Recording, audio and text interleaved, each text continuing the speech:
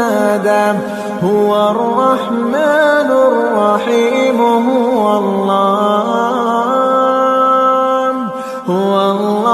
الذي لا. اعوذ باللہ من الشیطان الرجیم. بسم اللہ الرحمن الرحیم. الحمد للہ رب العالمین. وصلی یا ربی علی محمد وآلہ الطاہرین. اللہم صلی علی محمد وآل محمد وعجل فرجہم وعجل لولیک الفرج یا کریم واجعل فرجنا بفرجه یا ارحم الراحمین. توکلت علی اللہ العظیم. رب اشرح لی صدری ویسر لی امری واحلل عقدۃ من لسانی یفقهوا قولی. رب یسر ولا تعسر وتمم بالخیر. آمین یا رب العالمین. عزیزان گرامی، کل ہم نے چھیڑی تھی بات نقلی دلائل کی. نقلی دلائل میں ہم نے کہا تھا کہ ان دلیلوں کا تعلق نقل کے ساتھ ہے، اس لیے نقلی دلائل کہتے ہیں. نقل یعنی کوئی بات لکھی ہوئی آپ دیکھیں گے تو وہ نقلی دلائل ہے. کوئی بات کسی سے منقول ہے، کسی نے کہی، کسی نے سنی، اس نے کسی کو بتایا، اس نے لکھی تو ایک حدیث بن گئی. تو ہر صورت میں لکھی ہوئی صورت میں اس کو نقلی دلیل کہتے ہیں. اور نقلی دلیل کے 3 ماخذ ہیں، 3 منبع ہیں، 3 سورسز ہیں. ایک قرآن ہے، اساسی جو ہے، اساسی بنیادی قرآن ہے. دوسرے درجے پر حدیث آتا ہے جو کہ فرمودات ہیں جناب رسول اللہ صلی اللہ علیہ وسلم کے اور ائمہ معصومین علیہ السلام کے ہمارے لیے. سنی برادران کے لیے صرف قول نبی صلی اللہ علیہ وسلم. اور تیسری لیول پہ آتا ہے کہیں کہیں تاریخ میں درج ہے فلاں مسئلے میں اجماعی علماء نے بشمول ایک امام معصوم کیا فتویٰ دیا تھا، وہ نقلی دلیل بنے گی. ان حالات میں علماء کا اجماع یہ ہے، اجماع یعنی سب کے سب جمع ہو گئے ہیں اس فتوے پر، تو اسی فتوے پر بعد میں عمل ہوتا ہے. اس کو اجماع کہتے ہیں. اور چوتھی دلیل بھی اجتہادی دلیل ہے. ان سب دلائل کو اجتہادی دلائل بھی کہتے ہیں. ان اجتہادی دلائل میں جو چوتھی دلیل ہے وہ نقلی نہیں بلکہ وہ عقلی ہے، اور اس کو ہم عقل کہتے ہیں. ایک قرآن، دوسرا حدیث، تیسرا اجماع اور چوتھے عقل. کوئی 5واں ماخذ نہیں ہے ہمارے یہاں. تو جو ہمارے سنی برادران ہیں ان کے یہاں عقل کے بجائے قیاس ہے. قیاس یعنی رائے، فقہ کی اپنی رائے، جیسے ہمارے یہاں مجتہد کی رائے ہوتی ہے. تو وہ قیاس کس بنیاد پر یہ نہیں معلوم. تو بہرحال اسے ایک لمبی بحث ہے، اس پہ ہم نہیں جائیں گے، ہمیں اسے کوئی غرض نہیں اس وقت. تو ہم کہہ رہے تھے قرآن چونکہ مین نقلی دلیل ہے، مین خاص، اور یہ اساسی دلیلوں میں سے اساسی دلیل ہے. اساسی نے بنیادی، اس سے زیادہ بنیادی اور کوئی دلیل نہیں ہے. تو اس دلیل سے ہمیں پتہ چلتا ہے مختلف آیات کو دیکھ کے قرآن کی کہ تب تک آپ توحید کے مرکز تک نہیں پہنچ سکتے جب تک نہ آپ ما سوا اللہ خدا کے بغیر کوئی اور، غیر اللہ کے ساتھ قطعی تعلق نہ کریں. اور غیر اللہ کے ساتھ قطعی تعلق جو ہے وہ آپ نہیں کریں گے تو نہیں، توحید کو نہیں پائیں گے. توحید تب پائیں گے جب آپ ما سوا اللہ کو چھوڑ دیں گے، ترک کریں گے. ما سوا اللہ کو چھوڑ دیں گے تو اصلی توحید تک پہنچ جائیں گے. ما سوا اللہ کو نہیں چھوڑیں گے تو توحید تک نہیں پہنچیں گے. اور ہم نے کہا تھا کل، یہ بہت ضروری ہے کہ ما سوا اللہ جو ہے، غیر اللہ جو ہے، وہ ضروری نہیں ہے کہ کوئی شخص ہو، کوئی ہستی ہو، کوئی شخصیت ہو. شخص ہونا ضروری نہیں ہے.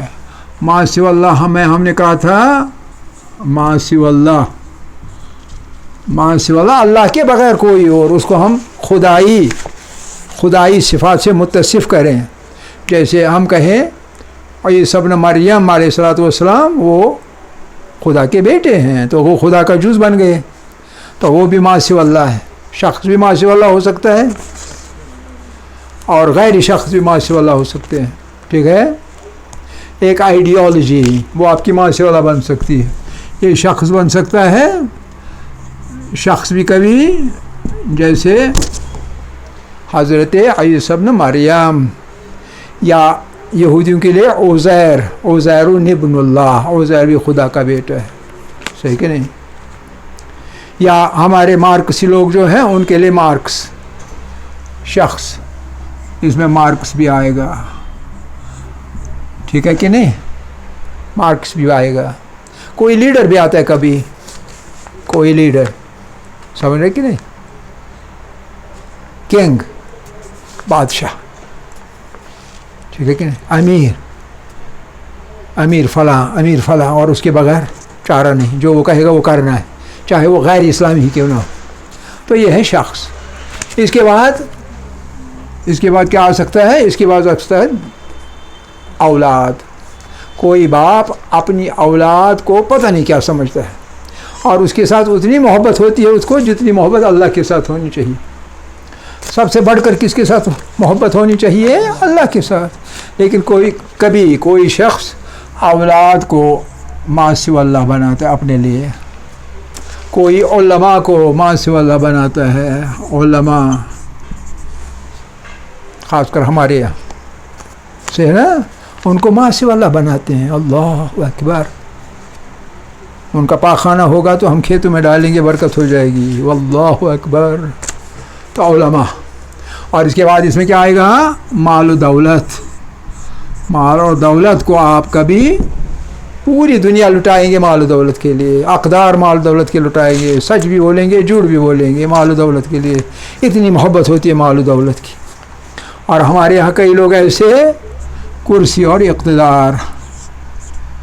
اقتدار کے لیے کیا کچھ نہیں کرتے. اقتدار سے نا، تو یہ سب کی سب چیزیں، میں سب کے سب کو گنوں گا نہیں، کل ہم نے ان کو بہت کچھ گنا ہے. تو یہ سب کے سب ما سوی اللہ. جب تک نہ آپ ان چیزوں کو ترک کریں گے تب تک آپ توحید تک نہیں پہنچ سکتے. یہ قرآنی تصور ہے. توحید کا قرآنی تصور یہ ہے کہ ہر چیز جو غیر اللہ ہے، اللہ کے بغیر ہے، ہر چیز. کئیوں کا پیغمبر بھی غیر اللہ، اس کو اللہ کی جگہ دیں گے، معبود بنائیں گے تو غیر اللہ ہو گیا. غیر اللہ ہو گیا. آپ نے اس پر عمل کیا، اس کے ساتھ محبت رکھی، اس کے ساتھ اسے عقیدہ بنایا. عقیدت الگ چیز ہے، محبت رکھنا ٹھیک ہے، لیکن جب آپ اس کو عقیدت بنائیں گے، عقیدہ بنائیں گے، عقیدت آپ رکھ سکتے ہیں، لیکن جب عقیدہ بنایا، اس کو خدا کی سائڈ میں رکھا سجا کے ایک چھوٹی سی کرسی پر، تو وہ بن گیا ما سوی اللہ. اور جب تک اس کے ساتھ آپ ہیں تب تک توحید سے پرے. تب تک آپ توحید کو نہیں پا سکتے جب تک نہ غیر اللہ کی تمام جو مختلف صورتیں ہیں ان کو ترک نہ کریں، ان کے ساتھ قطع تعلق نہ کریں. قطع تعلق کرنا لازم ہے. یا کبھی آپ کو اپنی اتنی محبت ہے، اپنے برابر کسی کو نہیں لاتے. انانیت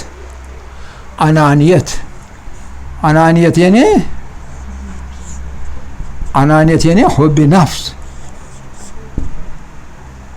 نفس، ایگوئزم یا ایگوٹزم. ایگو میں ہوں، من ہستم. تو یہ بھی ما سوی اللہ میں آتے. یہ سب کے سب چیزیں ما سوی اللہ میں آتے. جب تک نہیں ان کو چھوڑے تو ہم توحید پر نہیں پہنچ سکتے. ایک بات. دوسری بات یہ کہ یہ ایک نقطہ تھا، اور دوسرا نقطہ یہ ہے کہ قرآن کے اندر بھی جو دلائل دیے گئے ہیں ان دلائل میں کس چیز کو متبع نظر رکھا گیا ہے؟ انسان کی عقل کو. کہ بات اللہ کرے گا قرآن کے اندر تو عقل مند آدمی جو ہوگا اس کی سمجھ میں آئے گا، اس کی عقل قبول کرے گی. گویا اپیل جو کرتا ہے اللہ میاں کسی بھی آیے شریف میں، وہ اپیل کس چیز کو کرتا ہے؟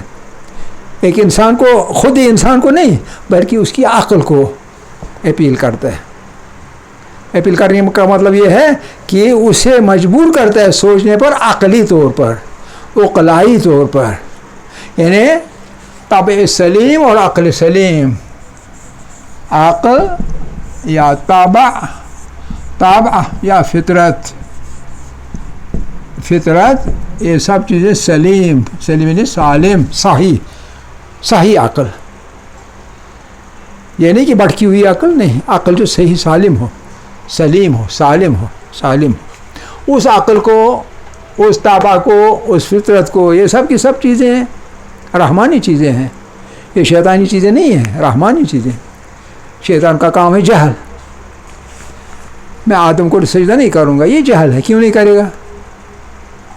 اللہ نے، آپ کے خالق نے جو کہا تو کرنا پڑے گا. نہیں، میں نہیں کروں گا. تو گویا جہل کے مقابلے میں ہے عقل آرگومنٹ کرتا ہے استعمال، دلیل کرتا ہے استعمال، برہان کرتا ہے استعمال، استنباط کرتا ہے، اور تب جا کے بات نکلتی ہے کیا کرنا چاہیے کیا نہیں کرنا چاہیے. اس چیز کو استعمال کرتا ہے خدا قرآن شریف کے اندر دلائل دیتے ہوئے. پھر ہم نے ایک دلیل دی تھی، ایک آیت شریفہ، بلکہ 2 آیت شریفہ کل کہی تھی. ایک تھا اتخذوا من دونہ آلہۃ، کیا یہ اللہ کو چھوڑ کے اوروں کو اپنے معبود بنا رہے ہیں. یہ لوگ جو ہیں کیا خدا کو چھوڑ کے غیر خدا کو، اوروں کو معبود بناتے ہیں؟ اگر ایسا کر رہے ہیں تو جو ایمان نہیں لا رہے تھے ان کے لیے بات بولی. قل، آپ فرمائیے یا رسول اللہ صلی اللہ علیہ وسلم، ہاتھوں لے آؤ برہانکم، اپنا استدلال، آرگیومنٹ لے آؤ. کس آرگیومنٹ کی بنیاد پر آپ غیر خدا کو اپنا خدا مانتے ہیں؟ ان بتوں کو کیسے آپ خدا مانتے ہیں؟ ٹھیک ہے کہ نہیں؟ تو پھر اسی آیت شریف میں ہے ھذا ذکر ما معی، آپ بولیں ان سے کہ یہ ہے وہ ذکر جو اس چیز کے اندر جو میرے پاس ہے، یعنی قرآن. وہ ذکر من قبلی، اور یہ وہ ذکر ہے جو میرے پہلے کتابیں ہیں ان میں بھی یہ ہے مذکور ہے کہ غیر اللہ کی آپ عبادت کس بنیاد پر کرتے ہو. لیکن بل اکثرهم لا یعلمون الحق، اکثر ان میں سے حق کو جانتے نہیں، پہچانتے نہیں، اور اس لیے فہم معرضون، اس لیے آپ کی باتیں سنتے ہیں ایک کان سے، دوسرے کان سے اڑا دیتے ہیں اور اپنا منہ ادھر کو پھیر دیتے ہیں، یعنی آپ کا قبول نہیں کرتے ہیں.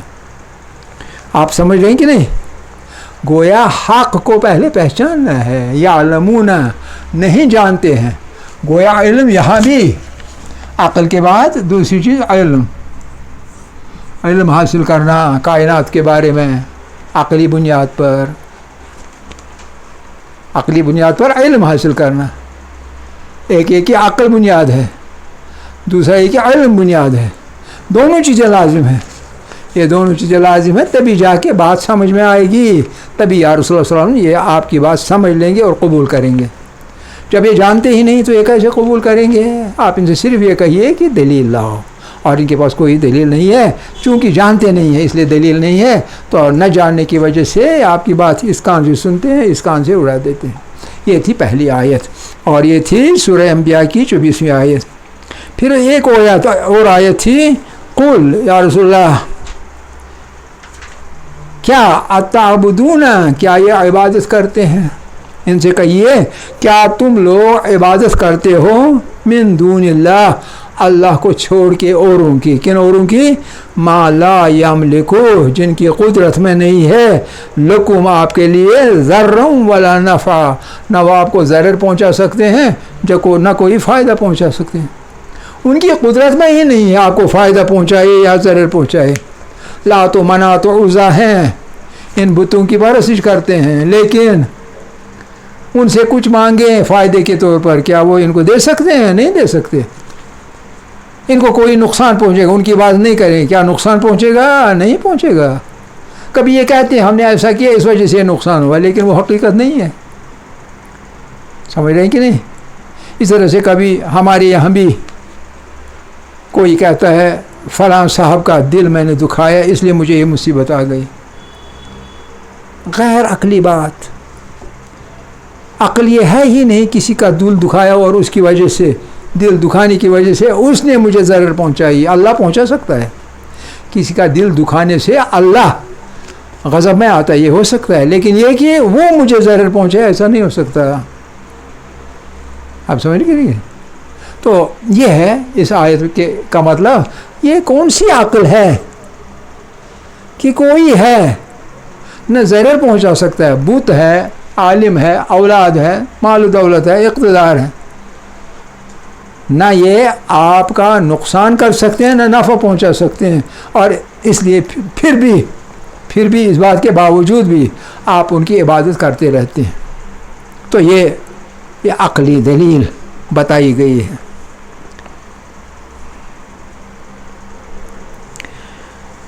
پھر یہاں ایک بات سمجھنی ہے، یہ سب کچھ کہنے کے بعد ایک بات ضروری سمجھنی ہے، اور وہ یہ ہے کہ جب ما سوی اللہ کو لیں گے، ما سوی اللہ کو اختیار کریں گے، اس سے توحید سے ہم اپنا ناطہ توڑ دیں گے. کوئی شخص خدا بچائے، کوئی شخص، کوئی آدمی، کوئی جماعت، جیسے آج کل بہتوں نے ہم میں سے بھی اللہ سے رابطہ توڑ دیا ہے اور غیر اللہ کے ساتھ اپنا ناطہ جوڑ دیا ہے کہ نہیں ہے؟ ہمارے یہاں، ہمارے اندر بھی ہے، یہ باتیں ہو رہی ہیں. اچھا، اللہ کے ساتھ اپنا رشتہ منقطع کا مطلب جو کہ اللہ کے احکام ہیں وہ انجام نہیں دیتے، جو اللہ کے نواہی ہیں، یہ مت کرو، یہ مت کرو، یہ مت کرو، وہی کچھ کرتے ہیں، یعنی اللہ کے فرمودات کے الٹ کرتے ہیں. ٹھیک ہے کہ نہیں؟ تو جب یہ رشتہ ہم توڑتے ہیں توحید کا، اور توحید کے بجائے غیر اللہ کے ساتھ اپنا رشتہ جوڑتے ہیں، تو اسے کیا ہو جاتا ہے؟ ظاہر سی بات ہے، ان میں سے نہ آپ کا نفع حاصل ہوتا ہے نہ نقصان ہو جاتا ہے. پھر کیا ہو جاتا ہے؟ جو اپنے خدا کو بھول جاتا ہے، تو جب اس کی حاجتیں نہیں نکل آتی ہیں، حاجتیں پوری کرنے والا کون ہے؟ اللہ. حاجتیں پوری نہیں ہوتی ہیں تو انسان اللہ کو چھوڑ کے، سپر نیچرل کو چھوڑ کے مادی چیزوں کے ساتھ، یہ سب مادی چیزیں ہیں، مادی چیزوں کے ساتھ اپنا رشتہ جوڑتے ہیں. تو روحانی، سپر نیچرل توحید کے ساتھ، ڈیوائن ایگزیسٹنس کے ساتھ اپنا رشتہ توڑ دیتے ہیں. پھر کیا ہو جاتا ہے کہ اس کی، انسان تو حاجتوں کا ہے، بشر جو ہے حاجتیں اس کی ہوتی ہیں، حاجتیں پوری نہیں ہوگی تو کیا ہو جاتا ہے؟ دھیرے دھیرے دھیرے دھیرے مایوسی کا ایک غلاف چڑھ جاتا ہے ایک انسان کے اوپر. مایوسی کا ایک غلاف چڑھ جاتا ہے، ڈپریشن کا شکار ہو جاتا ہے. ایسا کیوں ہے کہ آج کل اکثر لوگ ڈپریشن کے شکار ہیں؟ بلا وجہ ٹینشن ہے، کیونکہ توکل علی اللہ نہیں ہے، اللہ پہ بھروسہ نہیں ہے، اس لیے ڈپریشن ہے، اس لیے ٹینشن ہے، اس لیے مایوسی ہے، حاجتیں آپ کی پوری نہیں ہو رہی ہیں. ایسا ہی ہو رہا ہے کہ نہیں ہے؟ تو گویا انسان مایوسی کا شکار ہوتا ہے، اور مایوسی کا شکار جو آدمی ہوتا ہے وہ پھر آہستہ آہستہ اللہ کو بھولنے کے بعد آہستہ آہستہ دور ہوتا جاتا ہے، اور پھر اپنے آپ کو بھی بھول جاتا ہے. میں کون ہوں؟ اپنے آپ کو بھول جاتا ہے.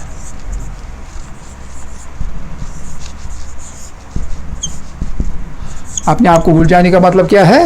اپنے آپ کو بھول جانے کا مطلب ہے مجھ میں جو اللہ نے صلاحیتیں رکھی ہیں ان کی طرف میرا دھیان ہی نہیں چلا جاتا ہے. میں یہ کر سکتا ہوں، میں وہ کر سکتا ہوں، یہ تو ڈپریشن کی نظر ہو جاتا ہے سب کچھ. اور جو آپ میں ہے، آپ کی صلاحیتیں جو ہے، ان پر سے آپ کا یقین اور اعتماد اٹھ جاتا ہے. گویا آپ اپنے آپ کو بھول جاتے ہیں. آپ سمجھ رہے نہیں؟ جب اپنے آپ کو بھول جاتے ہیں تو اور آخری صورت کیا بن جاتی ہے کہ اپنی فطرت جو ہے، انسانی فطرت اپنے آپ کو بھول جانے کا مطلب ہے جو انسانی فطرت ہے، انسانی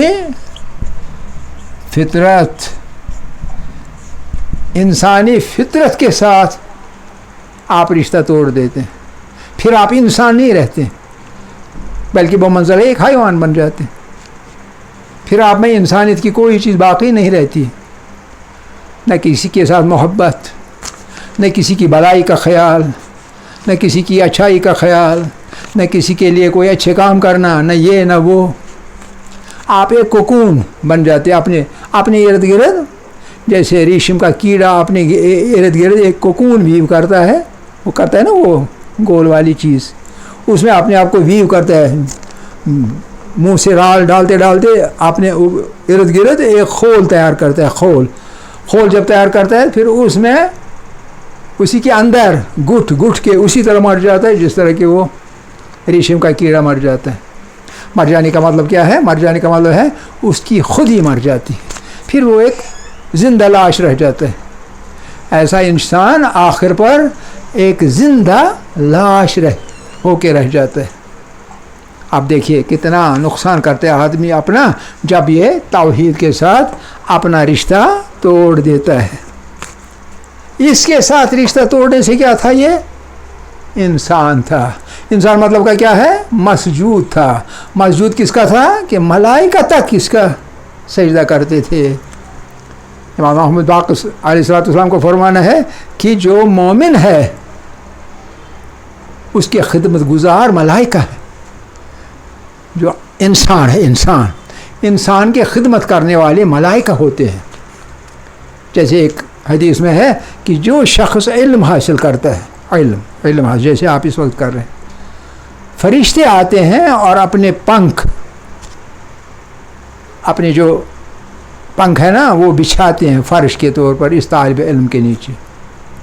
اور جب طالب علم ہو بیمار تو اس کی عیادت کو آتے ہیں، اس کے لیے دعا کرتے ہیں، اس کے لیے استغفار کرتے ہیں، خدا سے اس کی حاجات پوری لانے کے لیے برانے کے لیے کہتے ہیں، دعا کرتے رہتے ہیں. تو گویا جو ملائکہ ہیں وہ اس مومن کے کیا بن جاتے ہیں؟ خدمت گزار، خادم بن جاتے ہیں. کیوں بن جاتے ہیں خادم؟ کیونکہ اللہ کے ساتھ رشتہ ہے مومن کا، اور اللہ نے ملائکہ کو حکم دیا ہے کہ اس انسان کے لیے سجدہ کرو. یہ مسجود ملائکہ ہے، یہ ملائکہ سے بالا ہے، اس کا درجہ ملائکہ سے زیادہ ہے. لیکن جب وہ انسانی فطرت سے رشتہ توڑ دیتا ہے، انسانی فطرت سے دور ہو جاتا ہے اور غیر انسانی بن کے حیوان بن جاتا ہے، تو حیوان بن کے کیا ہو جاتا ہے کہ یہ مسجود ہونے کے بجائے سجدہ گزار بنتا ہے ان چیزوں میں سے کسی ایک چیز کا. کہاں اس کا سجدہ کیا جائے اور کہاں یہی سجدہ کرے؟ پہلے تو اس کا سجدہ کیا جائے کن کی طرف سے؟ ملائکہ کی طرف سے.